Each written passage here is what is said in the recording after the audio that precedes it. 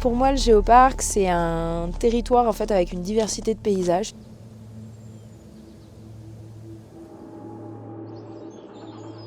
De multiples activités.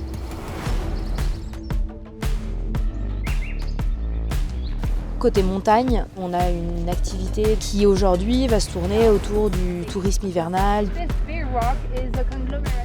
du ski.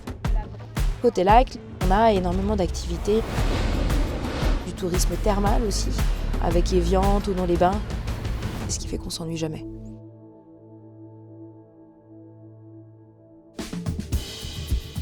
Ce qui me plaît dans le territoire du Chablais, c'est la beauté des paysages et surtout la géologie parce qu'elle est atypique.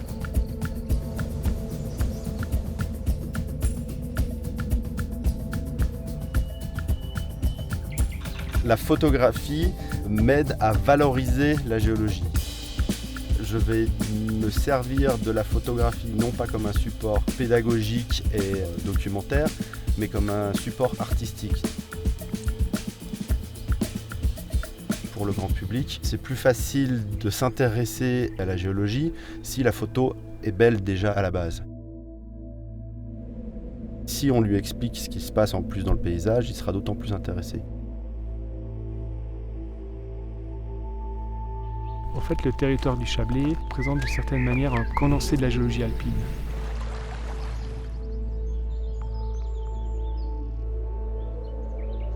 Cette grande diversité, c'est une singularité, surtout qu'on va même retrouver des roches d'origine océanique, et ça, dans la région du front de la chaîne alpine, c'est pas très courant, non.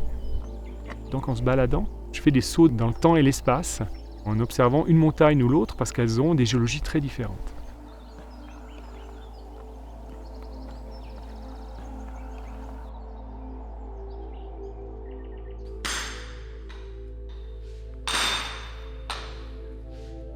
Je suis ardoisier depuis 1993. Ce qui est noble dans l'ardoise, c'est qu'on part d'un matériau qu'on extrait dans la terre et à partir d'une pierre brute, on arrive à en faire un produit fini.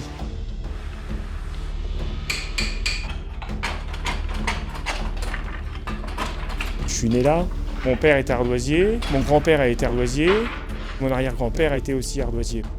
Les premières ardoises qui ont été posées sur Morzine, ça remonte en 1734. Automatiquement, je suis attaché à mon territoire.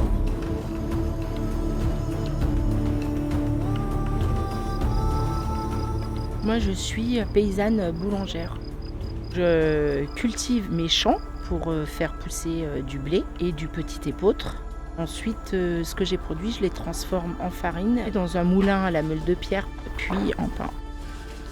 Je suis très fière de pouvoir nourrir les gens avec ce blé que j'ai cultivé.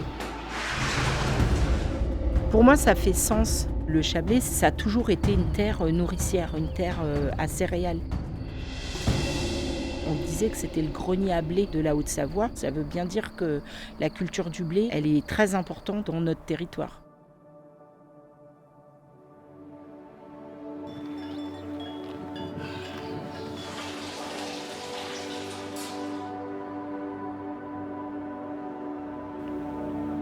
Moi, ce qui m'interpelle vraiment, c'est que les gens viennent pour le côté waouh des paysages. Et en fait, derrière, ils se sentent bien et ils y restent, ils partent plus. On a un sentiment de bien-être sur le territoire. Les gens sont heureux de faire découvrir. Les gens, en fait, sont fiers d'habiter ici. Regarde ça comme c'est beau, ça.